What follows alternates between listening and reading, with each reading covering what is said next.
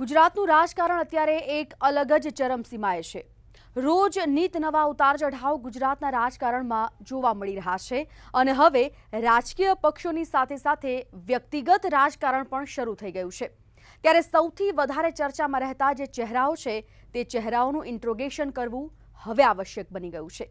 ત્યારે ઝી 24 કલાક લઈને આવ્યું છે એક વિશેષ કાર્યક્રમ જેનું નામ છે ઇન્ટ્રોગેશન કાર્યક્રમ અંતર્ગત જે ગેસ્ટ પેનલ આપણી સાથે જોડાવાની છે હવે તેમની ઓળખાણ કરાવીએ। સૌથી પહેલા વાત એક એવા પત્રકારની જેમની નજર હંમેશા રાજનૈતિક ખબરો પર રહેલી છે।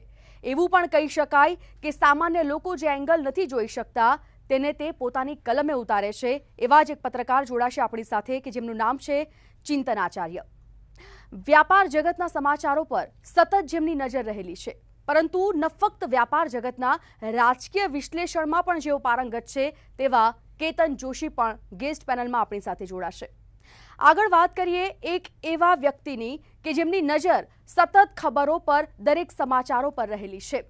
તમારા સુધી સૌથી પહેલા સમાચાર પહોંચાડવાની જેને નેમ વ્યક્ત કરી છે, જેને જવાબદારી ઉઠાવી છે એવા ઝી 24 કલાકના ઇનપુટ હેડ જીતુ બાંધણિયા અને સાથે જ હવે જે વ્યક્તિત્વની વાત કરવા જઈ રહી છું તે ગુજરાતના રાજકારણમાં દરેક સમાચારોમાં એટલું ઝીણવટભર્યું નિરીક્ષણ કરે છે, દરેક સમાચારો પર જેની બાજ નજર હોય છે અને જેના એક એક સવાલોથી જવાબ આપનારને પરસેવો છૂટી જાય છે એવા ઝી 24 કલાકના એડિટર દીપક રાજાણી આપણી સાથે આ ગેસ્ટ પેનલમાં જોડાશે। આ તો થઈ ગેસ્ટ પેનલની વાત, પરંતુ હવે જે વ્યક્તિનું ઇન્ટ્રોગેશન કરવાના છે તેમની વાત કરીએ।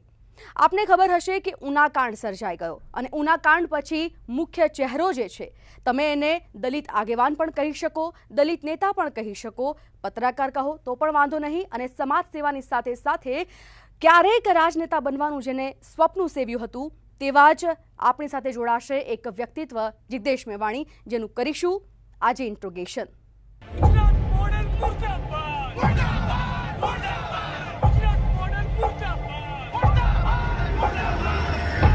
ગુજરાત વિધાનસભાની ચૂંટણીમાં 3 ચહેરાઓ અસર કરશે। તેમાંનો એક ચહેરો એટલે જિગ્નેશ મેવાણી। દલિતો પરના અત્યાચાર અને હકોને લઈને દેખાવો કરનાર જિગ્નેશ છેલ્લા 2.5 વર્ષમાં હાર્દિક અને અલ્પેશ જેટલો જ પોપ્યુલર બની ગયો। સરકારની નીતિઓ સામે પડનાર અને ઉનાકાંડમાં દલિતો પર થયેલા અત્યાચારમાં ન્યાયની માંગ સહિત પડતર માંગો સામે આંદોલન છેડનાર જિગ્નેશ સરકારની સામે ખુલ્લેઆમ પડ્યો છે। રાહુલ ગાંધી સાથે બેઠક કરી પોતાની માંગ રજૂ કરનાર જિગ્નેશનું વલણ કોંગ્રેસ તરફી હશે કે નહીં તેના પર સૌ કોઈની નજર છે। ત્યારે ઝી 24 કલાકના વિશેષ કાર્યક્રમ ઇન્ટ્રોગેશનમાં તે હાજર થયો અને સવાલોના બેબાક જવાબો આપ્યા। જિગ્નેશ મેવાણીનું ઝી 24 કલાકના કાર્યક્રમમાં સ્વાગત છે। અનેકના ઇન્ટ્રોગેશન થયા, આજે અમારે તમારું ઇન્ટ્રોગેશન કરવાનું છે। એમાં સૌથી પહેલો સવાલ, જિગ્નેશ મેવાણીનું યુદ્ધ છે એ ભાજપ સામે છે, જગ જાહેર છે।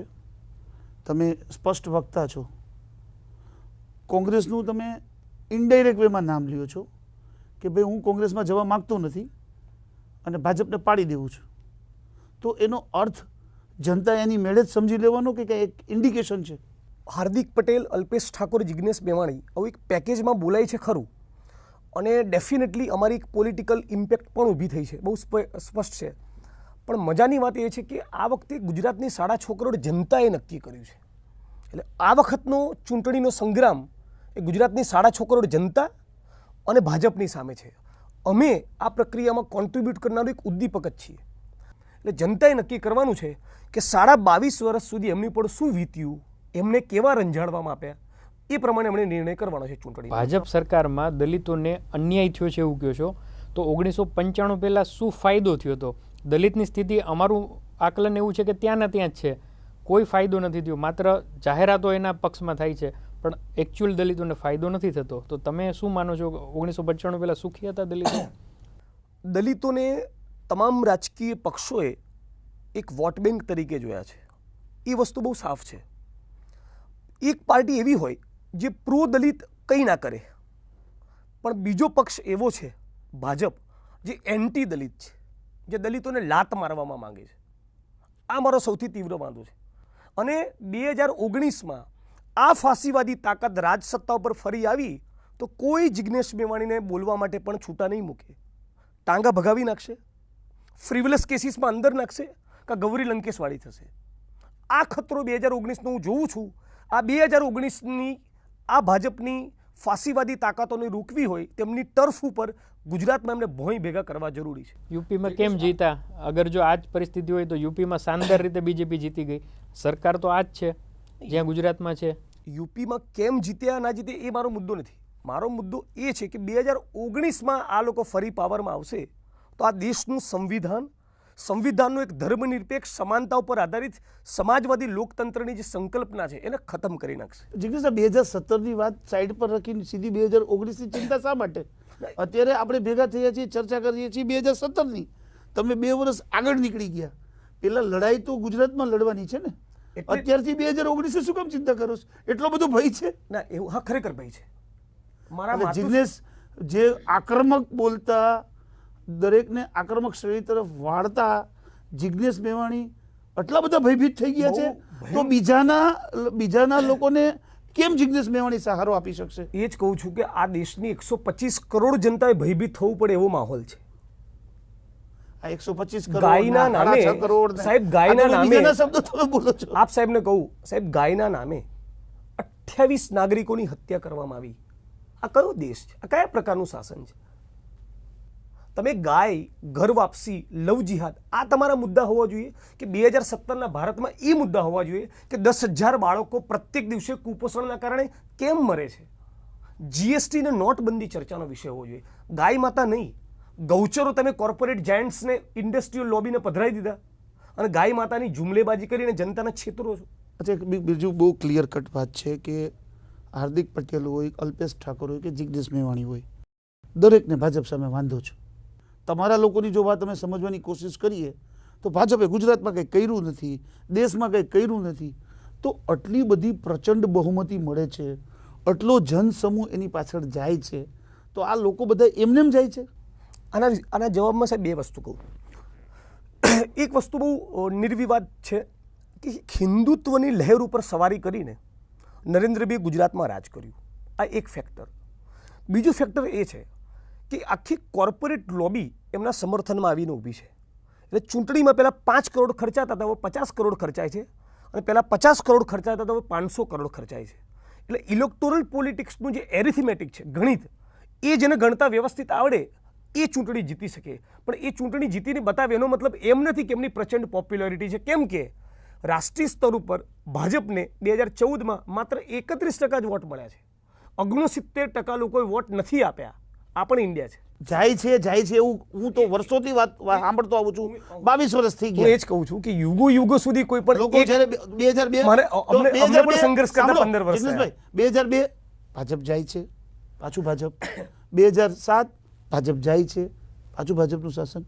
ગુજરાતમાં ભાજપના મૂળિયા એટલા ઊંડા છે. મેં તો એક જગ્યાએ એવું પણ હું બોલી ગયો હતો, અને હું તો બોલું છું કારણ કે ગુજરાત ભાજપનું સંગઠનને આપણે નજર જોયું છે, સમજ્યું છે કે ગુજરાત ભાજપ અને દેશના ભાજપ વચ્ચે જો સ્પર્ધા કરવામાં આવે ને તો ગુજરાત ભાજપ દેશના ભાજપને હરાવી દે એટલી તાકાત આ લોકોની છે. એ તાકાત સામે કઈ રીતે લડી શકાય? અને બીજું, જ્યારે લોક જુવાળ સામે જતો હોય, આપણે કહીએ ને કે પાણીનો આખો ધોધ આવતો હોય ને તમે જેમ વહી જાઓ, એવી સ્થિતિમાં આપણે 2017ને પડતા મૂકીને સીધા 2019ની વાત કરીએ. 2017ની આપણી રણનીતિ શું? કોઈ ચોક્કસ આદેશ નથી આપતા. એવા સંજોગોમાં સાહેબ જનતાએ આદેશ આપી દીધો છે. અચ્છા, એ ખબર પડી ગઈ તમને? આપ સાહેબ જુઓ, દલીલ ખાતર માનો કે જનતાના કોલાહલ મીડિયા છે. બિલકુલ સાહેબ, જો જે પ્રકારે અસંતોષ ગુજરાતમાં છે, ઓબીસી સમાજ સડકો ઉપર છે, પટેલ સમાજ સડકો પર છે, દલિત સમાજ સડકો પર છે, આશા વર્કર આંગણવાડીની બહેનો સડકો પર છે, વ્યાપારીઓ સડકો પર છે, ખેડૂત સંગઠનો સડકો પર છે, ટ્રેડ યુનિયન સડકો પર છે. આટલો પ્રચંડ આક્રોશ ગુજરાતની જનતામાં ના હોય તો ગુજરાતની જનતા સડકો પર આવે નહીં. જિગ્નેશભાઈની કદાચ એવી સોલિડ અપીલ હોય કે હાર્દિકભાઈની એવી સોલિડ અપીલ હોય તો 1 દિવસ, 2 દિવસ, 4 દિવસ કેટલી રેલી કરે. જનતા આટલી પ્રચંડ માત્રામાં સડકો પર કેમ ઉતરી રહી છે? એટલા માટે એક ભયંકર અસંતોષ છે. આ અસંતોષના મૂળમાં શું છે કે સૌનો સાથ અને સૌના વિકાસનું મોડેલ નથી. આ એક ઇન્ક્લુઝિવ મોડલ ઓફ ડેવલપમેન્ટ નથી. પછી હું એમ કહું છું તો આપ સાહેબ- અસંતોષની વાત દર વખતે આવે છે અને આટલો જ્યારે ગઈ ઈવીએમ ખુલે ને ગઈ વિધાનસભાની ચૂંટણીમાં તો આટલો એ લોકો- અસંતોષ જે એની ભાજપની સામે પડેલા લોકો હોય ને એને અસંતોષ જાગે છે. એટલે ગઈ હું તો જોતો આવ્યો છું. ગઈ વિધાનસભાની બધા લોકો એમ કે ચૂંટણીમાં ભાજપ સામે અસંતોષ આજે છે, એના કરતાં 4 ભાજપ ગણો સામે છે. અસંતોષ છે. પણ એ અસંતોષ શું થાય? જ્યાં સુધી ચૂંટણી પૂર્ણ ન થાય ત્યાં સુધી અસંતોષ હોય. મતગણતરીના દિવસે કોઈ ગોઈતા જડતા નથી. એવું છે સાહેબ કે ગઈ વિધાનસભાની ચૂંટણી વખતે પણ અસંતોષ હતો. આ વખતે એનાથી 4 ગણો, 8 ગણો કે 12 ગણો છે. અચ્છા, આપ એમાં સાહેબ- આપણે સ્પષ્ટ નથી. આપ સાહેબ જુઓ, 4 ગણો, આપ તમે જુઓ, 8 ગણો, આ વખતે છેલ્લા 1.5 વર્ષનું 4 તેરી 12 સીધું એમ. છેલ્લા 1.5 વર્ષનું ડેવલપમેન્ટ તમે જુઓ સાહેબ. દલિતોએ ક્યારે મૃત પશુ કલેક્ટર ઓફિસમાં ફેંક્યા હવે ભારત વર્ષના ઇતિહાસમાં કોઈ દાખલો નથી. કેટલો ભયંકર ગુસ્સો હશે. એ તો જિગ્નેશ મેવાણી કરાવતા હોય ને. ના સાહેબ, એ તો સ્વયંભૂ થયું છે. સ્વયંભૂ થયું. સ્વયંભૂ થઈ છે. પછી અમે આ આંદોલનમાં જોડાયા કે એને વધારે આર્ટિક્યુલેટ કરીએ કે ભાઈ માત્ર મૃત પશુને આજુબાજુ આપણું આંદોલન ના રહેવું જોઈએ. સરકારી જોબ માંગીએ, સરકારી ગવર્મેન્ટ બીજી સ્કીમ્સનું પ્રોપર ઇમ્પ્લિમેન્ટેશન માંગીએ, 5 એકર ખેતીની જમીનની ડિમાન્ડ કરીએ. અમિત શાહ આટલા પાવરફુલ નેતા ભાજપના જૂતું ના પડે પોતાના બાજુ એટલા માટે પોતાને કેજ કરી નાખવા પડે, જાળીઓ મુકાવી પડી. બીજેપીના એક કોર્પોરેટરને ઝાડ જોડે બાંધીને માર્યા. 5 દિવસ પહેલા માનનીય પ્રધાનમંત્રીની ગાડી ઉપર ચંદ્રિકા સોલંકી નામના આશા વર્કર બેને બંગડીઓ ફેંકી. આ બધું અનપ્રેસિડેન્ટેડ વસ્તુઓ બની રહી પણ એ છે. તો લોકશાહીમાં તો બને ને. પણ એ સાહેબ કદાચ વિરોધ થાય અમારું એટલું જ અને કહેવું 2, છે 5, 10 જણા કે વિરોધ કરે અમારું એને એટલું જ કહેવું આખા જનસમૂહનો વિરોધ છે. જનસમૂહનો વિરોધ છે. બિલકુલ, આ એવું વિરોધ માનીને કેવું છે? એવું માનીને આપણે બધું જો એવું કહી સબ દઈએ. સલામત હોય, સૌનો સાથ સૌનો વિકાસ થયો હોય તો જનતા સડકો ઉપર ના હોય. અને મારું તો સાહેબ એવું કેવું છે, દલીલ ખાતર માનો કે ફરી બીજેપી પાવરમાં આવી ગયું દલીલ ખાતર, તો એનાથી એ હકીકત બદલાશે કે દલિત સમાજની એક પણ જેન્યુઇન ડિમાન્ડને આ લોકોએ કન્સિડર નથી કરી. આ હકીકત કઈ રીતે બદલાશે કે ગઈ વિધાનસભાની ચૂંટણીમાં 50 લાખ મકાન બાંધવાનું પ્રોમિસ આપ્યું હતું, એના 10% લોકોને પણ મકાન નથી મળ્યા. અમે તો આ અવાજનું પ્રતિનિધિત્વ કરીએ છીએ ને. 2 કરોડ યુવાનોનો રોજગાર આપવાના મુદ્દે આપણે મેન્ડેટ મળ્યું મોદી સાહેબને. 3.5 વર્ષ થયા. 7 કરોડ યુવાનોને રોજગારી મળવી જોઈતી હતી, એને 10% લોકોને રોજગારી નથી આપી. આ મુદ્દો તો ખોટો નથી ને. અમે આ સવાલ ઉઠાવવા માંગીએ મુદ્દા બધાય સાચા હોઈ શકે. બહાર બેસીને વાતો કરવી અને સરકારમાં બેસીને કામ કરવું. હું તો ભૂતકાળમાં જ્યારે કોંગ્રેસની એક સરકાર એ જ કેવું હતી. છે સાહેબ, સાંભળો, આ બહુ મહત્વનો મુદ્દો કીધો. માનનીય પ્રધાનમંત્રીજીને 2 હાથ જોડીને એ જ કેવું છે સાહેબ, બહાર ફરીને વાતો ના કરો, જુમલેબાજી લાલ કિલ્લા ઉપરથી ના કરો, અંદર બેસીને કામ કરો, ડિલિવર કરો. તમને જનતાએ મેન્ડેટ પરફોર્મ કરવા આપ્યો છે. 3.5 વર્ષમાં તમે કશું જ ના કરી શક્યા. 2 લાખ લોકોને પણ તમે રોજગારી નથી આપી. જિગ્નેશ, તમે હમણાં જણાવ્યું દીપકભાઈના ક્વેશ્ચનના આન્સરમાં કે તમારો પોતાનો વ્યક્તિગત એક અણગમો છે નરેન્દ્ર મોદી સામે. તમે એમને વ્યક્તિગત અણગમો નથી, એમની પોલિસી સામે એને ફાંસીવાદી તત્વો તરીકે સરખાવો છો. આ જિગ્નેશ મેવાણીની આઈડિયોલોજી છે. આ કંઈ સમગ્ર કમ્યુનિટીની કે સમગ્ર સમાજની કે વોટર્સની આઈડિયોલોજી ન હોઈ શકે. તમને એવું નથી લાગતું કે તમે આ તમારી આઈડિયોલોજી બીજા ઉપર ઇમ્પોઝ કરીને તમે પોતે ફાંસીવાદી બની રહ્યા છો? ના, હું મારો વિચાર એમની વચ્ચે મૂકું છું. હું એમ નથી કહેતો કે હિન્દુ રાષ્ટ્ર બનાવો, હિન્દુત્વ લાવો. હું એમ કહું છું રાષ્ટ્ર કેવું બનવું જોઈએ તો આપણા દેશના બંધારણના પ્રિએમ્બલમાં લખ્યું છે એ પ્રમાણે સેક્યુલર સોશિયલિસ્ટ આપણે કઈ એમ થવા માંડે. પણ એ જ કહીએ છીએ કે આપણે એનો મતલબ મેં જેમ પહેલા પૂછ્યું અને હા, આપણે કે એવું જ થવું જોઈએ. ચિંતને કીધું We એ the પ્રમાણે people કે એવું જ થવું જોઈએ. આપણી વ્યક્તિગત રાય, મારી આખા વ્યક્તિગત- સમાજની રાય છે, મારી એવું વ્યક્તિગત માની રાય નહીં. લેવાનું અને એવું માનવાનું કે અસંતોષ છે અને એ અસંતોષ છે એ મતપેટીમાં ઠલવાશે. અસંતોષ છે એવું માની મતદાન નથી ભારે લીધું. થાય એટલે કે આપણે અસંતોષ ઘરે બહુ ગયા evident છે. અને પછી થાય છે કેવું, આપણે જ ઘરે જતા રહી અને જ્ઞાતિ વિખવાદ થાય છે. અસંતોષ બહુ એવિડન્ટ છે. હું હાઇપોથેટિકલી નથી કહેતો કે અસંતોષ છે. અસંતોષ સડકો ઉપર દેખાય છે. સુરતના વ્યાપારી સડકો પર કેમ આવ્યા? એમને શું રીઝન? પણ એના કારણો જુદા છે. કારણો છે કે જીએસટી નું બિલ એમની પથારી ફેરવે છે સાહેબ.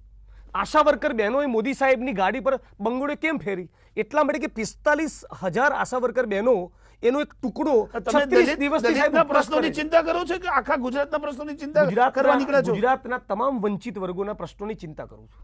તો 100% તમારી રાજકારણમાં આવવાની ઈચ્છા છે જ. 1,00,000% આવી જ ચૂક્યો છું. મારા ચૂક્યો છે. અણુમાં રાજનીતિ છે સાહેબ. અચ્છા. પણ જરૂરી નથી.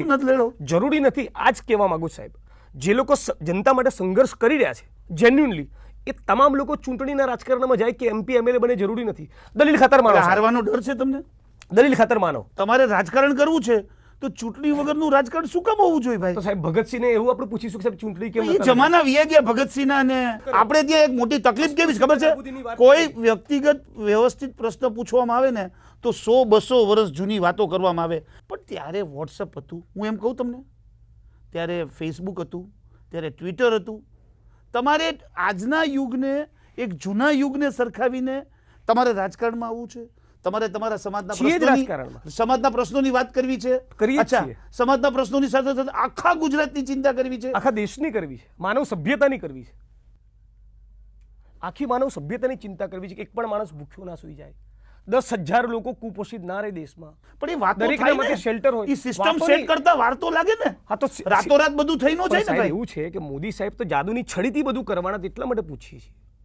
મેં એવું નથી કીધું કે તમે 7 કરોડ યુવાનોને રોજગારી આપી દો. હું એમ કહું છું એને 20% તો આપો, એટલું બી ના માગીએ. તમે નરેન્દ્રભાઈની આટલી બધી નેગેટિવિટી વાત કરો છો. નાના સાહેબ, એમ તો અદ્ભુત વિકાસનું મોડેલ આપ્યું. હું તો ફ્લેટ થઈ ગયો છું એમની ઉપર, એટલા માટે સાહેબ. વિકાસની મારો સવાલ સાહેબ, એમનું વિકાસનું મોડેલ તો એવું એક સેકન્ડ વિકાસના મોડેલ ઉપર નથી જવું, કારણ કે વિકાસના નામે બહુ બધી વાતો થાય છે. એક સેકન્ડ, મારો સવાલ, નરેન્દ્રભાઈ ગુજરાતમાંથી ગયા, વડાપ્રધાન બન્યા, લાંબા સમય પછી એક આપણે ગુજરાતી વડાપ્રધાન મળ્યા. મારું મુદ્દો એવું છે, ચાલો આપણે સમજી લઈએ, દરેક માણસમાં પોઝિટિવ નેગેટિવ હોય. જિજ્ઞેશ મેવાણીની દ્રષ્ટિએ નરેન્દ્રભાઈમાં શું તમે પોઝિટિવ છો? મારે નેગેટિવ નથી સાંભળવું, પોઝિટિવ.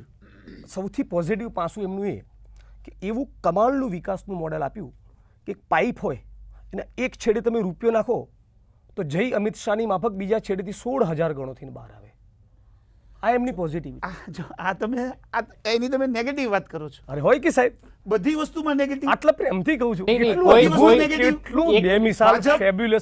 તો કે ફલાણા ટાઈપની પાર્ટી, નરેન્દ્રભાઈ તો આમથી સિક્કો નાખે તો આમ છોડે છે. હું એમ કહું છું, તમે પત્રકાર છો, તમે આટલા વર્ષોથી લડો છો દરેક પ્રશ્નો માટે. નેગેટિવ પોઈન્ટ્સ હોય કોઈનામાં, પોઝિટિવ પોઈન્ટ હોય ને. છે ને સાહેબ, કીધું તો ખરા. નહીં તો જ આ પદ ઉપર નેગેટિવિટી ગયો છો. માની લો કે ભાજપ નથી આવતું, તમે જેમ ઈચ્છો છો અથવા તો તમે ચાહો છો એ પ્રમાણે ગુજરાતમાં, લાગે છે કે કોંગ્રેસ કલ્યાણ કરી નાખશે દલિત સમુદાયનું, વંચિતોનું, પીડિતોનું? એમની પાસેની ફોર્મ્યુલા શું છે? તમે શું એમના લીડર્સ સાથે જઈને કોઈ દિવસ જાણી આવ્યા છો કે તમારી આઈડિયોલોજી શું છે? તમે કેવી રીતે વંચિતોનો વિકાસ કરશો? કારણ કે કોંગ્રેસ આની પહેલા પણ 22 વર્ષ પૂર્વે કોંગ્રેસે રાજ કર્યું છે. બિલકુલ. અહીંયા 3 વર્ષ પૂર્વે આખા ભારતમાં કોંગ્રેસે રાજ કર્યું છે. તો દલિતોની પરિસ્થિતિ ખૂબ સારી હોવી જ જોઈતી હતી. બિલકુલ. આના હું રિસ્પોન્સમાં 3 વસ્તુ કહીશ. એક, 70 વર્ષની રાજનીતિમાં રાજકીય પક્ષોએ સરખું કામ કર્યું હોત તો દલિતો નહીં, દેશની આ હાલત ના હોત. એટલે એમાં એક ક્રિટિસિઝમમાંથી કોંગ્રેસ પણ બાકાત ના રહી શકે. 2, અમારી જે ડિમાન્ડ્સને બીજેપીની સરકાર કન્સિડર નથી કરતી, જે ડિમાન્ડ્સને લઈને ટેબલ ટોક કરવા માટે પણ ભાજપ તૈયાર નથી, એ ડિમાન્ડ્સના મુદ્દે તમારું શું કહેવું છે એવું કોંગ્રેસને પણ પૂછીએ છીએ. અને વધારે વધુ કોન્ક્રીટલી પૂછીશું, જરૂરત પડશે તો રાહુલ ગાંધીને પણ પૂછીશું કે તમારું પણ સ્ટેન્ડ આ મુદ્દામાં ક્લિયર કરો. અને કાલે ઉઠીને બીજા કોઈ રાજકીય પક્ષની સરકાર બની તો એની સામે પણ જનતાના હિતમાં સંઘર્ષ ચાલુ રહેશે. ભાઈ કેમ બનશે ભાઈ? રાજ્યમાં બીજી સરકાર કેમ બને? મને તો સમજાતું નથી. જનતા સાહેબ ત્રસ્ત થઈ ચૂકી છે. ના પણ લડવા ઈ બનશે મોટા તો પક્ષ બે કોંગ્રેસની છે, બને ને. ગુજરાતના મોટા પક્ષ ભાજપની નો કેટલા બને તો કોંગ્રેસની જ બનશે ને. જનતા નક્કી કરશે. ઉપરથી લઈ આવશો. જનતા નક્કી હું કરશે. શું લેવા કહું? રાતોરાત 182 જણા. હું શું લેવા કહું? સાહેબ એ તો જનતા નક્કી કરશે. 6.5 કરોડ ભાઈ, જનતા. જનતાને ખબર જ છે ને એવા- કે આ બે જ એવી- મોટા પક્ષ છે. તમે જ કહો ગુજરાતમાં પક્ષ કેટલા મોટા?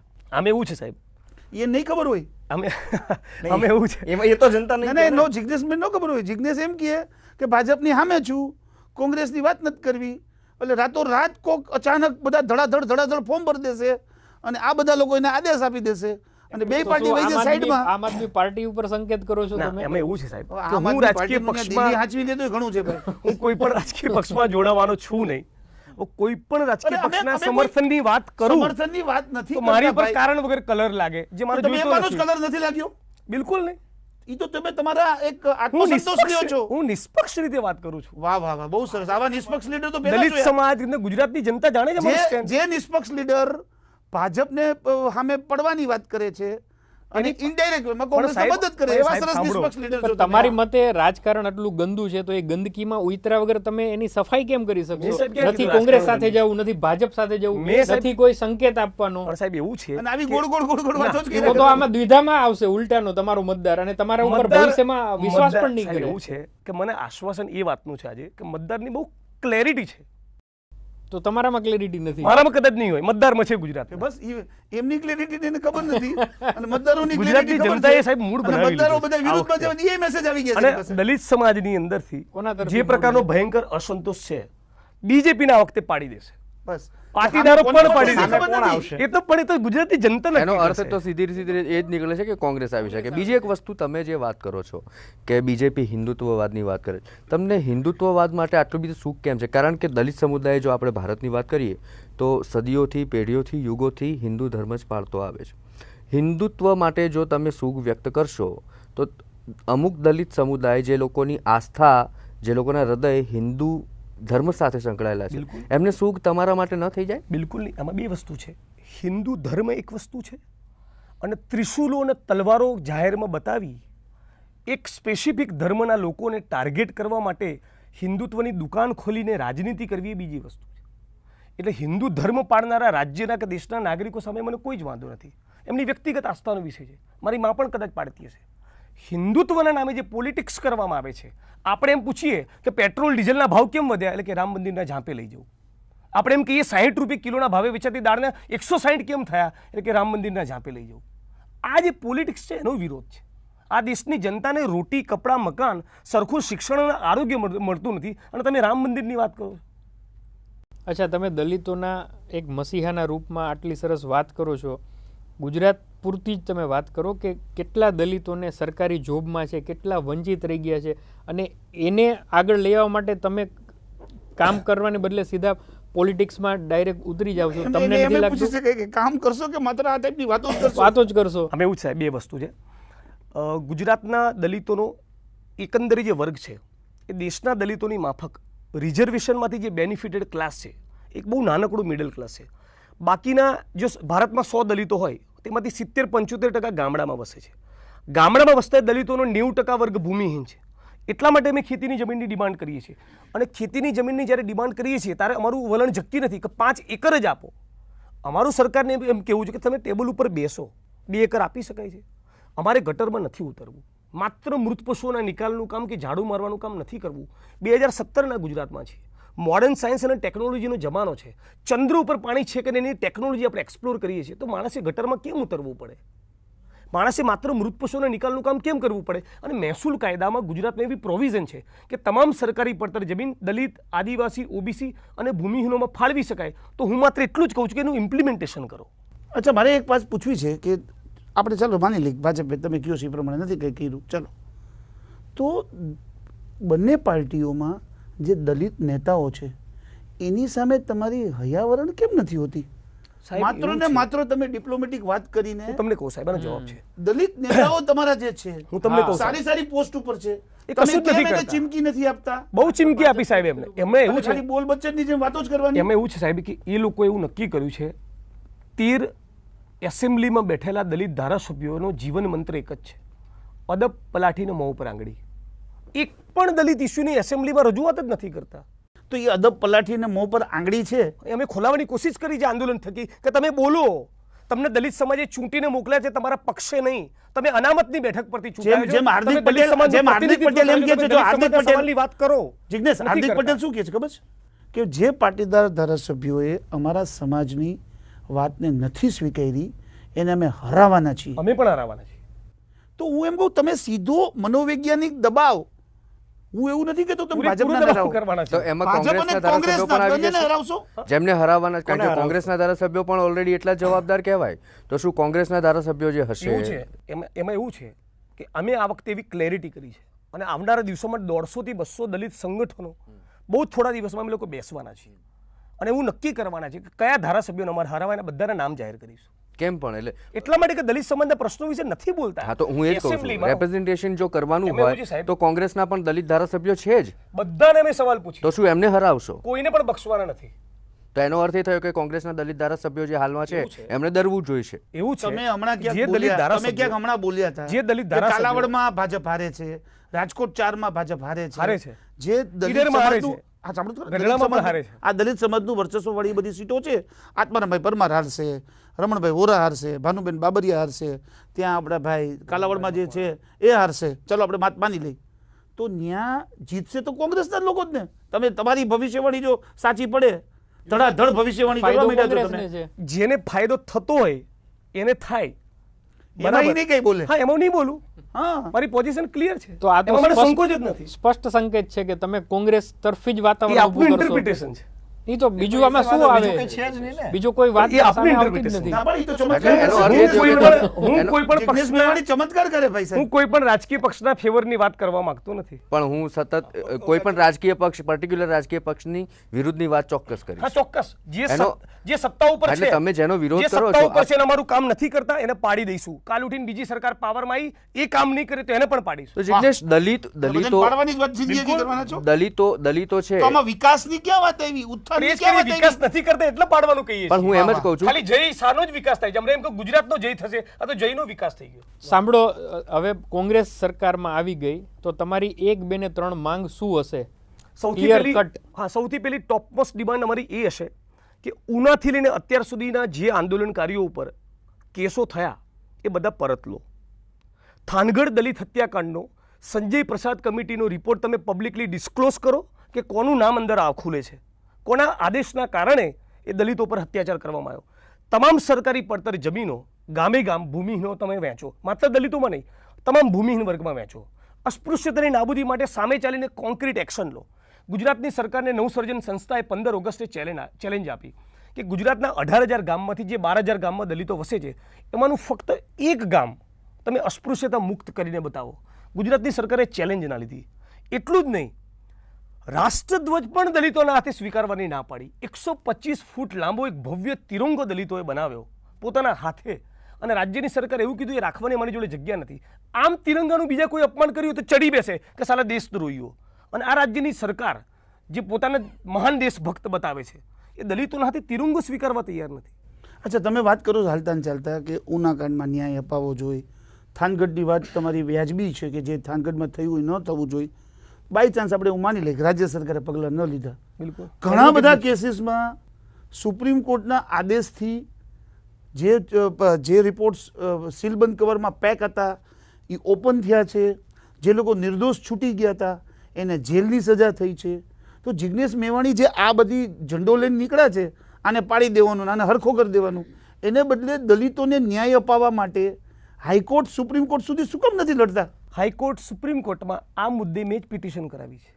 પણ એનું પણ જોવાનું result શું? પણ મુદ્દો એ છે પિટિશન તો પિટિશન જૈન સુધી પેન્ડિંગ કરી દઈ પિટિશન પેન્ડિંગ છે તો કેમ એને આગળ પ્રોસેસ ન થઈ શકે? તો હું કહું એ પ્રમાણે પ્રોસેસ થાય. અરે કેમ ભાઈ, રજૂઆત તો થઈ ન્યાયમૂર્તિ શકે ને? નક્કી કરશે ને. જે ના, ના, તમારે ના, નંબર એવું આવતો નથી, એ એવું પ્રમાણે. નથી. અમે કાયદો થોડો ઘણો જાણીએ છીએ ભાઈ. હું બી વકીલ છું સાહેબ. અરે અમે જાણીએ થોડો ઘણો કાયદો. કોઈ પણ પિટિશન વર્ષો સુધી પેન્ડિંગ હોય તો એના ફાસ્ટ હિયરિંગ થઈ શકે. બિલકુલ, એનું ઘણા રજૂઆત પણ cases- કરી છે. ઘણા કેસીસમાં સુપ્રીમ કોર્ટે કીધું છે કે આ કેસ ચલાવો. સાહેબ, મુદ્દો એ તમારે શું છે- છે, પિટિશન લટકાવી દેવાની. સાહેબ, આના petition- મુદ્દો petition ચાલુ છે. અરજદાર લટકાઈ દે. એની અરજદાર પાછળ પોતે તો પડવું petition પડે ને. લટકાઈ દે. એની પાછળ તો પાછળ જ પડવું પડેલા છે. ખઈ ખદુડીને પાછળ પડેલા જ્યાં છે. પાછળ નથી પડવાનું ત્યાં પાછળ પણ પડે. ન્યાયમૂર્તિને એવું કહું, ન્યાયમૂર્તિને એવું કહું કે સાહેબ 3 દિવસમાં રિઝલ્ટ આપી દો. રિઝલ્ટની વાત નથી કરતો. કાનૂની પ્રક્રિયા ચાલુ છે. મુદ્દો એ વાતને છે કે twist તમારે નહીં. હું એમ મુદ્દો કહું એ છું. છે કે તમારે કોર્ટમાં કેમ જવું પડે? દલિતોને 1000 એકર જમીનોની ફાળવણી માત્ર કાગળ ઉપર થઈ. ભાઈ કબજો સોંપો એવી પિટિશન મેં ફાઇલ કરેલી છે. 2012 થી 2016 થઈ પિટિશન પેન્ડિંગ છે. પણ પ્રશ્ન એ છે કે મારે કોર્ટમાં કેમ જવું પડે? તમે કાગળ ઉપર જમીનો કેમ ફાળવો છો? બાય ચાન્સ તમારો આટલો That is the લડાયક point. મૂડ છે. તમે એમ કહો છો તમે good આટલા governance. લડવૈયા છો. ગવર્નન્સનું મહાન તમે મોડેલ આટલા આપવાનો આ લડવૈયા સરકાર દાવો છો. કરતી હોય તો હાલતા ને જમીનો ચાલતા ફાળવો આંદોલન ને. કરો છો, રોડ ઉપર આવી જાવ છો, ક્યાંક હોસ્પિટલમાં પહોંચી જાવ છો. એને બદલે હાઈકોર્ટના દ્વાર ખખડાવ્યા હોત, ખખડાવ્યા. હાઈકોર્ટમાં સુપ્રીમના પણ કોર્ટમાં જેને petition રિક્વેસ્ટ pending કરી છે જ કહું છું, હોય, સાહેબ. દરેક કેસમાં જિગ્નેશ ફાસ્ટ હિયરિંગ માટે રજૂઆત થઈ શકે. અરે સાહેબ, એ જ કહું છું, તમને જાણીને આઘાત લાગશે. એટ્રોસિટીના કાયદામાં આઘાત એવી નહીં લાગે. પ્રોવિઝન છે કે દરેક જિલ્લાની અંદર માત્ર દલિત અને આદિવાસી ઉપર થયેલી એટ્રોસિટીના જ કેસ ચાલે એવી સ્પેશિયલ કોર્ટ બનાવી. એક પણ કોર્ટ ગુજરાતમાં નથી બનાવી. કેટલા વર્ષ થયા થાનગઢના કેસને? 5 વર્ષ થયા. તો 5 વર્ષ સુધી કેસ બોર્ડ ઉપર ન આવે. એ તો સાહેબ ન્યાયતંત્ર છે આપણું મહાન. આવું તમને ન્યાયતંત્ર સામે વાંધો છે? વાંધો નથી. એટલી ચોક્કસ ગ્રીવન્સ છે કે આ દેશની અંદર ગરીબ અને વંચિત માણસને જલ્દી ન્યાય નથી. કોર્ટ ઉપરથી ફરી પાછા રાજનીતિના દ્વાર ઉપર આવી જઈએ. હું એ પૂછીશ કે ઉનામાં એક ઘટના ઘટે છે, 4 દલિતોને સરાજામ મારવામાં આવે છે. એ પછી અચાનક જ કેમ જિજ્ઞેશ મેવાણીનો ઉદય થયો? દલિતો ઉપર જો ત્રાસ વર્ષોથી સદીઓથી ગુજારાતો હતો, શોષિત હતા, વંચિત હતા, તો જિજ્ઞેશ મેવાણીએ પોતાનો અવાજ પહેલાં ક્યારેય કેમ બુલંદ ન કર્યો? એ આપનું એવું માનવું છું ક્યારેય બુલંદ નહોતો કર્યો. 2009થી મેં મારું એક્ટિવિઝમ ગ્રાઉન્ડ ઉપરનું કામ શરૂ કર્યું. મેં સફાઈ કામદારોના યુનિયન બનાવ્યા છે, GISFના જવાનનું યુનિયન બનાવ્યું છે, ફેક્ટરી વર્કર્સ માટે કામ કર્યું છે, ભૂમિહીન ખેતમજૂરો માટે કામ કર્યું છે, દલિત એટ્રોસિટીઝના કેસીસમાં હું ઇન્વોલ્વ રહ્યો છું. ઉનાની ઘટનાને પગલે એક અનપ્રેસિડેન્ટેડ પ્રકારનો દલિતોનો આક્રોશ જે બહાર આવ્યો અને એના કારણે મને એક પ્રકારની પોપ્યુલરિટી મળી આપના માધ્યમથી, મીડિયાના માધ્યમથી. મારું કામ ગ્રાઉન્ડ ઉપર 2010થી ચાલે છે. પણ જિજ્ઞેશ, જે એમણે કીધી ને એ જ વાત, તમને પોપ્યુલરિટી મળી, તમારી વાત, એટલે જો તમે ખાલી ગુજરાત સુધી તમારી પોપ્યુલરિટીને તમે મહત્વાકાંક્ષામાં ફેરવી રહ્યા હોય ને એવું ક્યાંક લાગી રહ્યું છે. મને એનો સંકોચ જ નથી.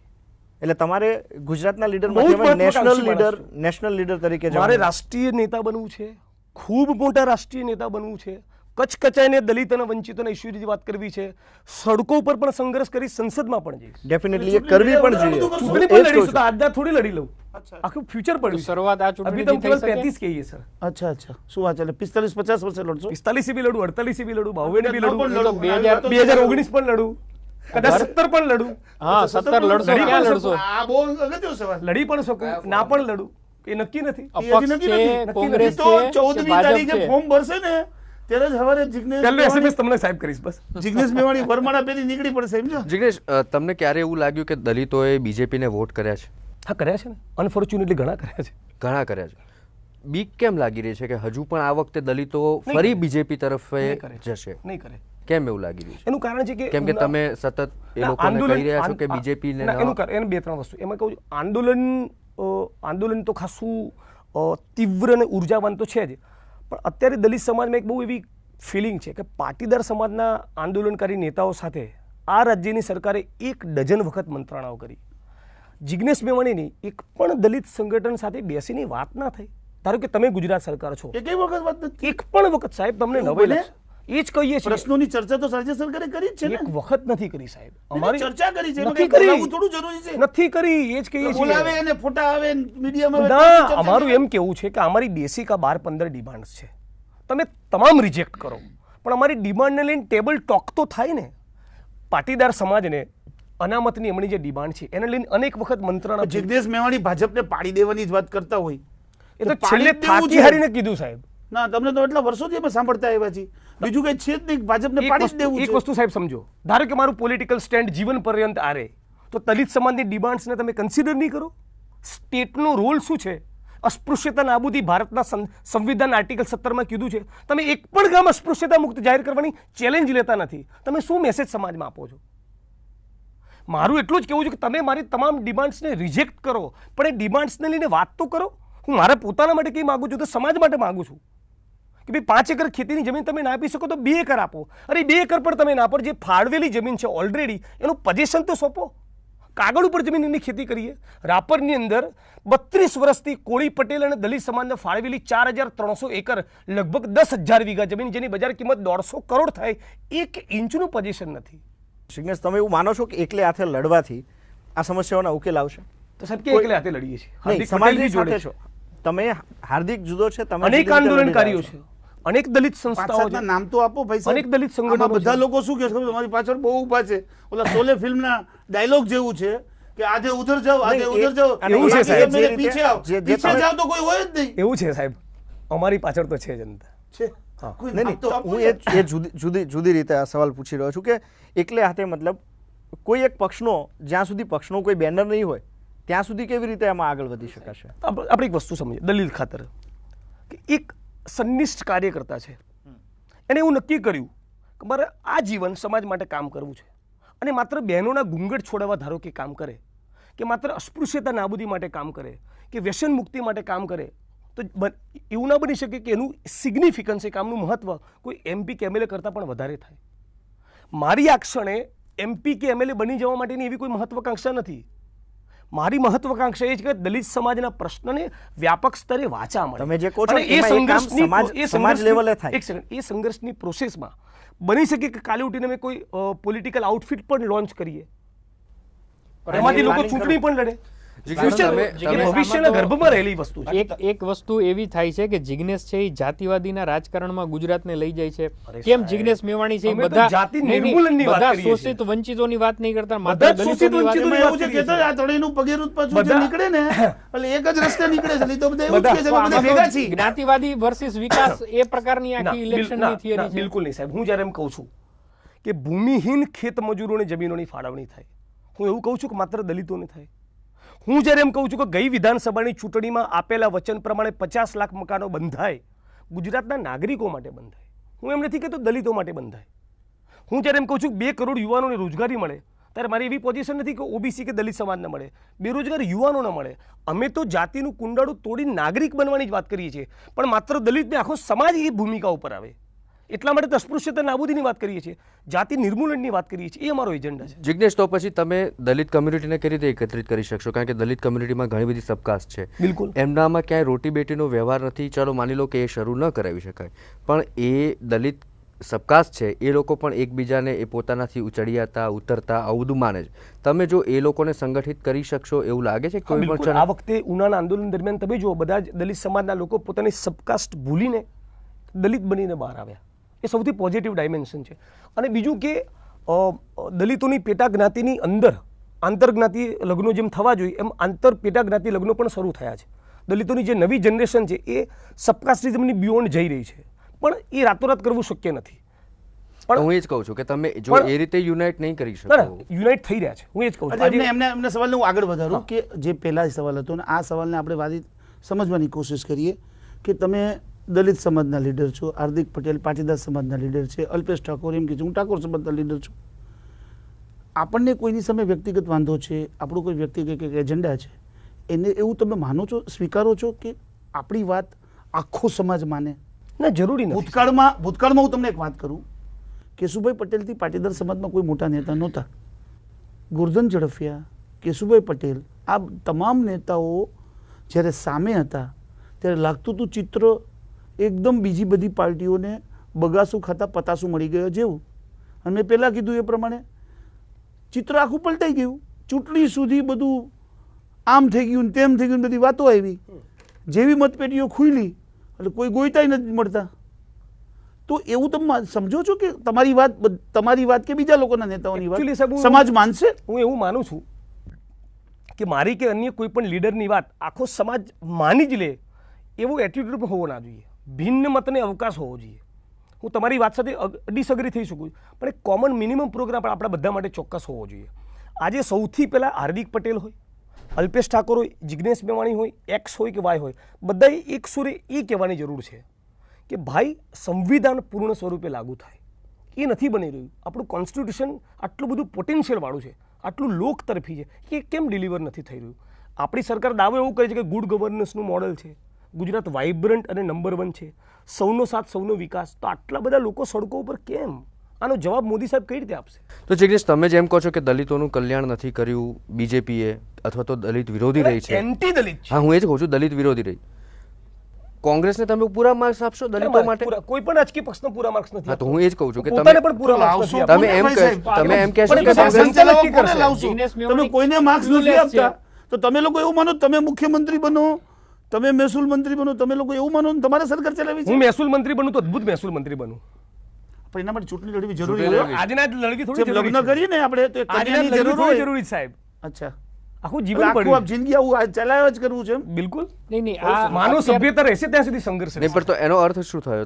તમે કયા ફોરમ ઉપરથી લડવા માંગો છો? કયા ફોરમનું અત્યારે આ વખતે તમે આ ઉદય થતો આ જુઓ છો? 2017 બીજેપી નહીં તો કોણ? એમ? આ 2017ની ચૂંટણીમાં હું ચૂંટણી લડું જ એવું ક્યાં જરૂરી છે? એટલે તમે મૂળભૂત રીતે એક પોલિટિકલ દહીં એનાર્કીનું અને દૂધ વાતાવરણ બેયમાં ઊભું પગ કરી રાખવા રહ્યા માંગે છો. છે. ના, ના, ના. એક પોલિટિકલ એનાર્કીનું બિલકુલ નહીં. વાતાવરણ ઊભું કરો છો. Political ન એનાર્કી- તમે બીજેપીને ચૂંટો, કોંગ્રેસને ચૂંટો એવું હું કહેતો નથી. તો તો કોણ જનતા શું? નક્કી કરશે. હા, તો હું શું લેવા કોણ એમ? પણ એ શું હું એ જ નક્કી કહું છું કરી કે શકે? તમે પણ જે- લોકો- તમે જે વાદ સમગ્ર- પ્રસ્થાપિત કરવા સમગ્ર માંગો છો, લોકોમાંથી એ શું લોકોને તારણ એવું એનાર્કીનું નીકળે, વાતાવરણ ચિંતન, ઊભું થઈ રહ્યું આના છે. ઉપરથી બિલકુલ તારણ નથી. એવું નીકળે કે જો આમાં શું 2017 માં અરવિંદ જિગ્નેશ કેજરીવાલ મેવાણી એના એજન્ડામાં સફળ થયા તો પછી જિગ્નેશ મેવાણી ચડી બેસશે. મારો કોઈ વ્યક્તિગત એજન્ડા નથી, મારો તો સમાજનો એજન્ડા છે. પણ સમાજ જિગ્નેશ, એમાં જ્યારે confuse સમાજ થાય કોઈને- છે. સમાજ- જિગ્નેશની તો વાત સમાજે 40 કોઈ મિનિટથી સાંભળી જવાબદારી હતી. હું તમને એ જ કહું જિગ્નેશ છું. કોઈ દિશા જ હું નથી. તમને એ જ કહું છું, સાહેબ. કઈ દિશામાં સમાજે જવું કઈ છે? જવાબદારી હું સોંપી છે? તમને એ જ કહું છું સાહેબ કે સમાજ બધાય ની confuse કે મને છે. સમાજે જવાબદારી એવું નથી, એ તમે સમજો.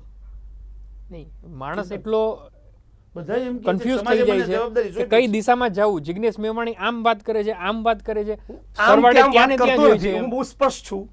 એન્ટી બીજેપી દલિતોએ વોટિંગ કરવું તો કોને જોઈએ. વોટ કરવા? એ દલિત સમાજ નક્કી કરે.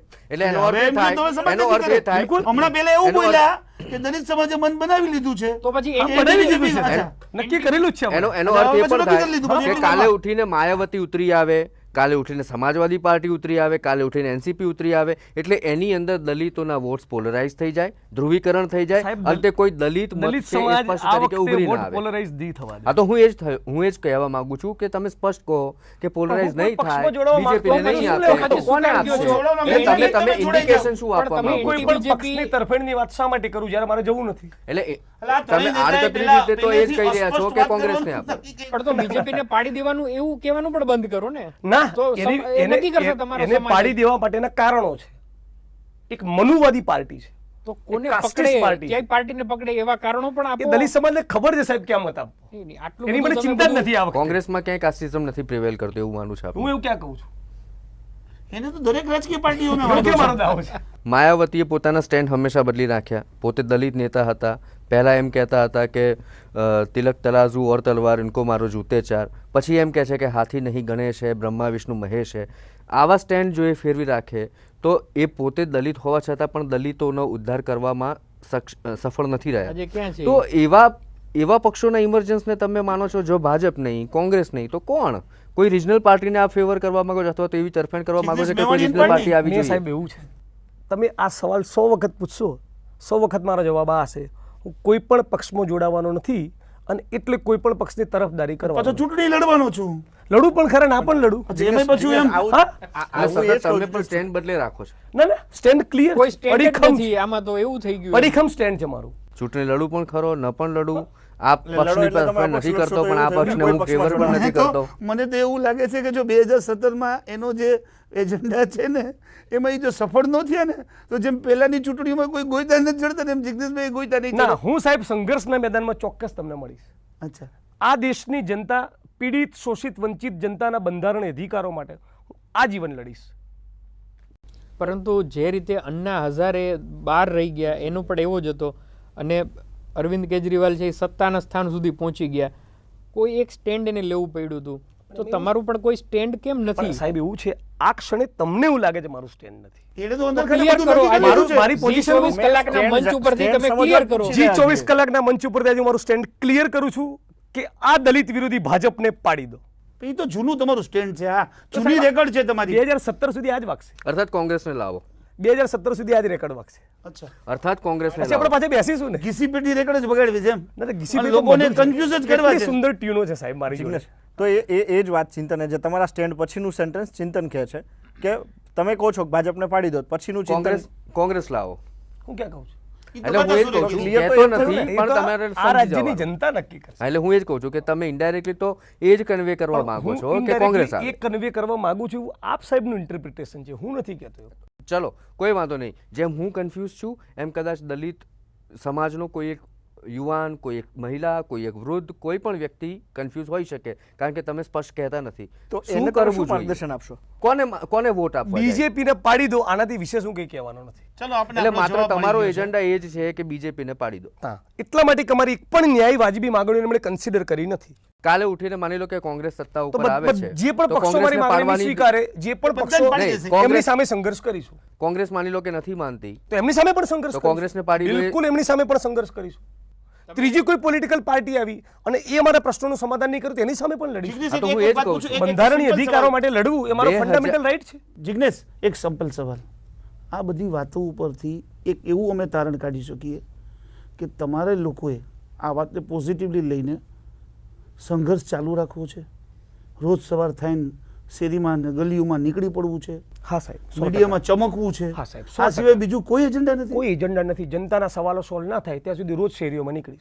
એવું લાગી રહ્યું છે કે એકદમ જ આખા રાષ્ટ્રવ્યાપી જે પ્રશ્નો છે દલિતોના હોય, વંચિતોના હોય, શોષિતોના 2014 પછી જ ઊભા થઈ ગયા. એવું મેં કીધું છે. ના, હું એ જ કહું છું. એ તો તો આદિકાળ 2009 થી ચાલે છે. 3000 વર્ષથી જાતિ તો વ્યવસ્થા એ- 2009 તો થી બધું ચાલે છે. હું તમને એ 3000 પૂછવા- વર્ષથી હું જાતિ તમને એ વ્યવસ્થા પૂછવા ચાલે. માંગુ છું. અત્યારે હું એમનું મજબૂત પ્રતિનિધિત્વ એટલે હું કરું. તમને એ જ પૂછવા માંગુ અનેક છું. લોકોએ કર્યું, બીજા પણ આવશે તમે ભવિષ્યમાં. તમે તમે હું એ જ પૂછવા માંગુ કે કોંગ્રેસ માટે તમારું શું કહેવું છે? શું કોંગ્રેસે દલિતોનું કલ્યાણ કર્યું છે? શું કોંગ્રેસે વંચિતોનું કલ્યાણ કર્યું છે? હું ક્યાં કહું છું, તમામ પોલિટિકલ પાર્ટીઓ આ દેશની અસ્પૃશ્યતાની નાબૂદીમાં, જાતિ નિર્મૂલનમાં અને દલિતોના પ્રશ્નોને સોલ્વ કરવામાં નિષ્ફળ નીવડી છે. પણ છેલ્લા કેટલાક સમયથી બીજેપીનું જે એન્ટી દલિત સ્ટેન્ડ વધી ગયું છે, એની સામેનો અમારો આક્રોશ. ક્યાં એવું લાગી બીજા રહ્યું છે રાજકીય પક્ષો, anti-દલિત છે? કઈ અરે રીતે? સાહેબ, સહારનપુરમાં 58 દલિતોના ઘર સળગાવી નાખ્યા. એના માટે તમે પ્રધાનમંત્રી બીજેપીને એક અક્ષર બોલવા તૈયાર નથી. બોલ્યા નહીં એટલે ગાયના નામે દલિતોને ચામડીમાં તમે ઉતારવાનું ગુજરાતની પોલિટિક્સ વાત તો કરો, હમણાં દેશની શરૂ વાત થયું. કરો છો. ગાયના નામે દલિતોની ચામડી ઉતારવાનું પોલિટિક્સ તો હમણાં શરૂ થયું. હા, તો હું એ જ કહું છું કે એના માટે તમે બીજેપીને જ કસૂરવાર હા, ઠેરવશો. બીજેપી પ્રાઇમરીલી એન્ટી દલિત પાર્ટી છે. પણ તમે એ જ હું તમને આ ઇન્સિડન્ટ્સ ઉપરથી કહું છું કે જ્યારે કોઈ એક વ્યક્તિને હું તમને દલિતને કહું સાહેબ, માણસને મારી નાખે તો કઈ નહીં, અને ગાયને મારે તો આજીવન કારાવાસની સજા, આવો કાયદો બનાવ્યો. આ તમે ઉનાની ઘટનામાંથી આ રાજ્યની સરકારે શું બોધપાઠ લીધો? આ મારો પ્રશ્ન છે. પણ બધાય એક્શન લે છે, હવે બધાય કે એ પ્રમાણે થોડી સરકાર એક્શન લે. ના, ઉનામાં એક્શન એમણે નથી લેવાના. એમણે જે વચન આપ્યું હતું સાહેબ, હું તમને કહું, એ વખતના તત્કાલીન મુખ્યમંત્રી આનંદીબેન પટેલ હતા. એ મોટા સમઢિયાળા ગયા, બાલુબી સરવૈયા અને જે 4 દલિતોને માર્યા, એમને એવું વચન આપ્યું જાહેરમાં મેઇન સ્ટ્રીમ મીડિયાની સામે કે તમને ખેતીની જમીન આપીશું અને સરકારી નોકરી આપીશું. 30,000 કરોડની સબસિડી સાથે રતન તાતાને ખૂબ મોટો જમીનનો ટુકડો મળી શકે, બીજા કોર્પોરેટ ગ્રુપ્સને મળી શકે, તો આ 5 પીડિતોને તમે 25 એકર જમીન ના આપી શકો? 1.5 વર્ષ બાદ પણ આ જ ડિમાન્ડ અમારે કરવાની. એક તમે જમીન આપવા ગવર્મેન્ટ માટેની જોબ તો ના આપી procedure શકો? થઈ છે ને. નથી થઈ સાહેબ, that is my problem. Already allotted લેન્ડના કબજા નથી સોંપતા. મારું સાહેબ એમ કેવું છે કે આ દેશમાં અને દુનિયામાં એટલી ટેકનોલોજી અવેલેબલ છે કે માણસે ગટરમાં ના ઉતરવું પડે. યુરોપમાં પણ ગટરો છે, ગટર ઉભરાય પણ છે, એની સફાઈ પણ થાય છે. કોઈ માણસ અંદર ઉતરીને ગુંગળાઈને મરે છે એવું નથી બનતું. આ દેશમાં કેમ? પણ એ તો ધીમે ધીમે આગળ વધશે પણ ને. તમે આપણા દેશની સ્વચ્છતાનું વસ્તી પણ સાહેબ ને ટેકનોલોજી આપણા લાવો દેશની ને. સમસ્યાઓમાં અમારું એ જ તમે કેવું છે કે યુરોપને સાહેબ ભારત સાથે 90 સરખાવો છો. બુલેટ ટ્રેન પહેલા ના લાવો. ગુજરાતની વાત કરો છો, પછી અમારું- દિલ્હીની વાત અમારું કરો એ છો, કેવું છે સાહેબ. પછી યુપી વ્યા જાવ છો, યુપી થી સીધા યુરોપ વ્યા જાવ છો. દીપકભાઈ, અમારું એમ કેવું છે અહીંયા કે તમે અમદાવાદમાં બુલેટ ટ્રેન ના બેઠા લાવો. અમદાવાદની ચિંતા માણસે કરીએ એ અમદાવાદની ચિંતા કરું છું કે બુલેટ ટ્રેન નથી જોઈતી અમારે. માણસ એ- ગટરમાં એ ઉતર તરફ તમારે નથી આવવા દેવી. હા, માણસ ગટરમાં ના ઉતરે એવી ટેકનોલોજી એટલે લાવો. તમે કયો એમ જ બધું કરવાનું સરકારે. હા, વી ધ પીપલ વિલ ડિસાઇડ. અચ્છા, તમે એકલા. ના, જનતા. અમે We the લોકો તો people ખુશ કહું છું. છીએ. તમે કામ પણ થઈ નક્કી રહ્યું કરશો, છે. હું પણ નક્કી કરીશું, આપણે સામૂહિક રીતે નક્કી કરીશું. સીધો સવાલ, જિગ્નેશ મેવાણી જે પાર્ટીમાં માનતા હોય માને, અમારે કોઈ લેવા દેવા નથી. પબ્લિક નક્કી કરશે.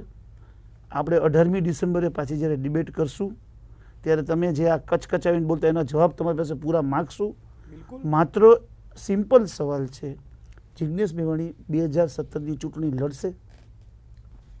સાચો જવાબ હો, દિલથી. દિલથી. આમાં ગોળ ગોળ ફેરવીને ન બિલકુલ, કહેતા. મોસ્ટ પ્રોબેબલી મોસ્ટલી નહીં લડું. પણ હારવાની બીકે નહીં લડો. ના, એટલા માટે કે અત્યારે મારી પ્રાયોરિટી આ પ્રશ્નોનું નિરાકરણ નહીં લાવનાર પણ હવે ક્યાં પ્રશ્નો સરકારની નિરાકરણ ગોચી આચારસંહિતા પકડવાનો. લાગી દે કે ભાઈ. એટલે એ જ સમાજમાં હવે કેવું છે આચારસંહિતા કે લાગી ગઈ. હવે આચારસંહિતા ક્યાં લાગી ગઈ. પ્રશ્નોને હવે ચોઈટા તમારે છો એક પણ પ્રશ્નોનું નિરાકરણ થવાનું નથી. કોની સરકારમાં થવાનું નથી, તો આ સરકારને ઘેર લાવો. બાકીની વાત 2018 ના, માં ના, એ તો કરીશું. ઠીક છે, તમારે જે કરવું એ કરજો. કે આપણે કેમ બધું થતું નથી, ઘરમાં નથી થતું, ઇન તો શોર્ટ, બહાર ક્યાં થાય ભાઈ? ઇન શોર્ટ, આપણા સવાલનો જવાબ એ છે કે મોસ્ટલી લડવાનો નથી. એટલે એનો અર્થ શું કાઢો? મોસ્ટલી મહદ અંશે નહીં લડવું એમ. એટલે પછી ઈચ્છા જાગી જાય તો લડી શકાય. કદાચ લડી પણ શકું. પણ તો જિગ્નેશ, એવું નથી લાગતું કે જો ચૂંટણી લડો તો કદાચ એક ક્ષણે તમને તમારો વોઇસ છે એ રેપ્રેઝેન્ટ કરવાનો મોકો મળશે? અથવા તો શું તમે એવી માગણી કરશો જે રીતે અલ્પેશ હાર્દિક માગે છે કે આટલા લોકોને ચૂંટણીમાં અલ્પેશ ઊભા તો clear રાખવા? કર્યું ને, ચૂંટણી લડશે. નહીં, ચૂંટણી લડશે, પણ એ પોતે કેમ clear ટિકિટ્સ કરો માંગી ને, રહ્યા છે લડવું છે, પોતાના આવી માણસો જાઓ બધા માટે મેદાનમાં. કે ફલાણા ભાઈ કે ફલાણા ભાઈને કે ફલાણા બેનને ટિકિટ આપો, એવી તમે કોઈ પક્ષો સાથે માગણી કરવાના છો? કોઈ માગણી કરવાની નથી. નહીં. તો કેવી રીતે રેપ્રેઝન્ટેશન થશે તમારા ઇશ્યુઝનું? આમ રોડ ઉપર બૂમ બરાડા બૂમ પાડીને તો નહીં થાય. એમાં એવું છે, જે પણ પ્રતિનિધિત્વ ચૂંટાયું દલિત સમાજનું અને આટલા વર્ષોમાં, મોદપ ને પલાઠી. હા, એટલે એ જ કહું છું, અદબ અમારે પલાટીને એક વ્યક્તિ તો એવો નીકળે જ જે પલાઠી પાછો એ ભેગો વયો જાય પલાઠી વળવા. એટલા માટે જ કહું છું કે સાહેબ કદાચ લડું. એમાં મોસ્ટલી બધું શબ્દ કદાચ. વાપરું છું. મોસ્ટલી શબ્દ વાપરું છું એનું કારણ છે કે મોસ્ટલી હું પોતે લડવા માટે એવું બેચેન નથી, પણ બધા સંગઠનો સાથે મળીને તમે જ કહો છો બધા સંગઠનો સાથે મળીને એવું કહે કે તમે લડો તો લડો. તો પણ કયા પક્ષમાંથી લડવાનું? કોઈ પણ પક્ષમાંથી નહીં લડવું, હું અપક્ષમાંથી લડીશ જો લડીશ. અપક્ષ. હા. અર્થાત એનો અર્થ એ થાય છે કે ક્યાંક ને ક્યાંક પોલરાઇઝેશન તો ચોક્કસ થશે વોટ્સનું, કારણ કે અપક્ષ તરીકે એક સીટમાં શું ફરક પડે? અચ્છા મારું એ છે, તમે ચલો પોતે પૂછીએ, પણ ચલો અપક્ષ લડશે. જિગ્નેશ મેવાણી કઈ સીટ ઉપર નજર છે? કોઈ એવી નજર નથી, એવું ડિસિઝન જ નથી લીધો મેં. એટલે જે દલિત સમાજની જેટલી સીટો છે અનામત, કોઈ નિર્ણય કોઈ નથી પણ જગ્યાએ ઉભા રહ્યો જીતી જશો? નિર્ણય જ નથી કર્યો સાહેબ. ના ના ના, એવું તો તમે એવા માણસ નથી, તમે નિર્ણય ન કરો. નથી કર્યો સાહેબ. એટલા કાચા પણ ના, ના, નથી. ખરેખર નથી કર્યો. સવાલ કાચા કે તૈયારીનો સવાલ નથી, મેં નિર્ણય નથી કર્યો. ના ના, બાય ચાન્સ Genuinely કહું છું. જો Genuinely કહું છું, તમે સાહેબ. સાંભળો ભાઈ, ગોળ ગોળ વાત ન કરો. તમે બધી સીટોમાં ક્યાં ક્યાં ભાજપને હરાવવાના છો એ બધી સીટો તમને યાદ છે, તમે ક્યાં લડવાના છો એ સીટ તમને યાદ નથી. પણ મારું લડવાનું ક્યાં સાહેબ નક્કી છે? ના ના, બાય ચાન્સ એ તમે જે વખતે કદાચ વિચારીશું. કહો છો. અચ્છા, એ વખતે વિચારશો. જરૂરી નથી કે રિઝર્વ સીટમાંથી લડું. દલિત સમાજના કયા લીડરને તમે સૌથી મોટો, બીજેપીના જો લીડરની વાત કરવામાં આવે તો કયો લીડર સૌથી મોટો તમને લાગી રહ્યો છે? એક પણ નહીં, એક પણ બોલતા નથી સાહેબ. સમાજ માટે બોલે એમ નહીં, પણ જેને દલિત સમાજે ચૂંટીને મોકલ્યા છે ને, જ્યાં એમની પ્રાયોરિટી હોય, એમની બેઠક છે, ત્યાં તો એ સમાજના લોકોએ જેમને આગળ એક પણનું કર્યા નામ લેવાનું મન નહીં થતું સાહેબ. છે. કોઈ એક બહુ leader જ નથી non દલિત significant. જૂના સમાજના. લીડરો જે ગુજરાતના છે એમાંથી કોણ? હવે કોઈ નહીં. અચ્છા, એ કોઈ નહીં. ના, આંદોલનના લીડરમાં નામ આપી શકું. તમને અત્યારના લીડરનું નામ ના એટલે આવે, એમાં પણ એવું 2000 થયું, જિગ્નેશ મેવાણીને એવું કહેવાનું છે કે પેલા કોઈ લીડર જ નહોતા, લીડર હતા તો આ એક જિગ્નેશ મેવાણી જ છે. કોંગ્રેસ અને ભાજપના આટલા વર્ષોમાં ચૂંટાયેલા કોઈ પણ લીડરથી હું પ્રભાવિત નથી, એટલે એમનું નામ આપતો નથી. આંદોલન સાથે જોડાયેલા લીડર્સમાં નારાયણ વોરાનું નામ આપું છું. કયા લીડરને હરાવવાની જીજીવિષા જો લડવાનું થાય અપક્ષ તરીકે? તો હું ચૂંટણી લડું કે ના લડું બંને ચાલો, પરિસ્થિતિમાં મારી પહેલી વખત દલીલ- કોઈ એક નેતાનું જેને હરાવવા માટે હું બહુ જ કોન્ક્રીટલી વિચારી રહ્યો છું. એનું નામ આપણી ચેનલના માધ્યમથી પહેલી વખત કહી રહ્યો છું, ભૂપેન્દ્રસિંહ ચુડાસમા. એટલા માટે કે મહેસૂલ મંત્રી છે, નવી જમીનોની ફાળવણી એ રેવન્યુમાં આવે, 1 ઇંચ નવી જમીન ફાળવી નથી અને ફાળવેલી જમીનના કબજા સોંપવાના કોઈ જ ઓર્ડર કર્યા નથી. અને એમના મત વિસ્તાર ધોળકાના સરોડા ગામના ભૂમિહીન ખેતમજૂર દલિતોને 2006માં ફાળવેલી જમીનોનો કબજો આજ દિન સુધીમાં સોંપ્યો નથી. ઉપરાંત ખેડૂત વર્ગની જમીનો જૂટવીને કોર્પોરેટ કંપનીઓને પધરાવવામાં પણ એમનું યોગદાન છે. એટલે આપણા ચેનલના માધ્યમથી એ રેડી થઈ જાય, હું ધોળકામાં આવું છું. અચ્છા ધોળકામાં જિગ્નેશ, લડવા આવશે ને? ના, ધોળકામાં એમને પરાસ્ત કરવા આવું છું. જિગ્નેશ કદાચ એવું બને કે મારા પ્રેશરના કારણે આપ પણ સાહેબ નોટ કરજો, કદાચ સીટ પણ બદલી કાઢે ભૂપેન્દ્રભાઈ. અચ્છા, એ મેસેજ આવી ગયો છે? હા, ઊંચા નીચે થયા જાય એવો મેસેજ છે. અચ્છા અચ્છા. જિગ્નેશ બીજેપીને તો પાડી દેવાની તમે સતત વાત કરો છો, નથી જોઈતી, હરાવો ગમે એમ સંજોગોમાં, તો ક્યારેય કોંગ્રેસના લીડરને મળવાનું થયું છે અથવા તો મળશો કે ભાઈ હવે તમે જ્યારે આવશો તો અમારી આટલી માંગણી છે, તમે તો માનો છો કે કોંગ્રેસ આવશે પણ પરિસ્થિતિ એવી ન બને એવું છે છતાં પણ? હા, એવું છે કે અલ્પેશ ઠાકોર કોંગ્રેસમાં જોડાયા એ મંચ ઉપરથી રાહુલ ગાંધીએ 3-4 વખત મારા નામનો ઉલ્લેખ કર્યો અને પ્રદેશ કોંગ્રેસ સમિતિ દ્વારા પણ અમને આમંત્રણ આપવામાં આવ્યું, હાર્દિકને, અલ્પેશને, મને પણ. એટલું એમની જોડે બહુ જ ટૂંક સમયમાં ડાયલોગ કરવાનો છું કે ભાઈ અમારી આ જે ડિમાન્ડ્સ બીજેપી કન્સિડર નથી કરતું એ મુદ્દે તમારું શું કહેવું છે, એ સ્પષ્ટીકરણ તો થવું જો જોઈએ. એમનું સ્ટેન્ડ ક્લિયર હશે તો તમે જોડાશો કોંગ્રેસને કોંગ્રેસમાં? સપોર્ટ કરશો? ના, હું કોઈ પણ પક્ષમાં જોડાવાનું. કોંગ્રેસને તો એ તો સપોર્ટ નહીં કરો? આપતા નથી, ઓલા આપવાની વાત કરે તો એમાં નહીં તો જાય. એને સપોર્ટ નહીં કરો? હું આમ એવું છે કે એ સમાજના બધા સંગઠનો મળીને અચ્છા, સાથે પછી નથી. એમાં સમાજ કહેશે તો સપોર્ટ કરશો? બિલકુલ સાહેબ. એમાં જિગ્નેશ મેવાણી નહીં હોય પછી. સમાજ એ કહેશે તો અલ્પેશ સપોર્ટ ઠાકોર વાળી જ કરો? કરીએ હું અમે. સમાજ કોઈ કહેશે તો નહીં, આ નહીં, નહીં, ત્રણેય નહીં. ત્રણની વાત જિગ્નેશ, એક જ સરખી રહેવાની. હું પક્ષમાં જોડાવાનો આપણે નથી, આ કોઈ પણ પક્ષના interrogationમાં- તરફેણની વાત પણ કરવાનો નથી. ઇન્ટ્રોગેશનના વાતને હવે આપણે અંત તરફ લઈ જઈ. જિગ્નેશ મેવાણી, આપણે જી 24 કલાકના ઇન્ટ્રોગેશનમાં ખૂબ સારી Thank you so મોટી much. મોટી અને તમારા સમાજના લોકોને ગમે એવી વાત કરી છે. Thank you so much. તમારો એકનો એક સૂર હતો, જે સૂર સાથે કદાચ અમે સંમત નથી થતા. કદાચ આગામી ચૂંટણીમાં તમે ઉમેદવાર બનશો કે નહીં બનો એ પણ તમે સ્પષ્ટીકરણ નથી કર્યું. તમે ભલે અસ્પષ્ટ વાતો કરી. તમારો ખૂબ ખૂબ આભાર. Thank you so much. તો આ હતું આજનું ઇન્ટ્રોગેશન, જેમાં ગેસ્ટ પેનલના ધારદાર સવાલોના બેબાકપણે જવાબ આપ્યા દલિત નેતા જિગ્નેશ મેવાણીએ. આવા જ કેટલાક ચર્ચિત ચહેરાઓ સાથે ફરી એકવાર રૂબરૂ થઈશું ઇન્ટ્રોગેશન કાર્યક્રમમાં. ત્યાં સુધી હું રજા લઈશ. નમસ્કાર.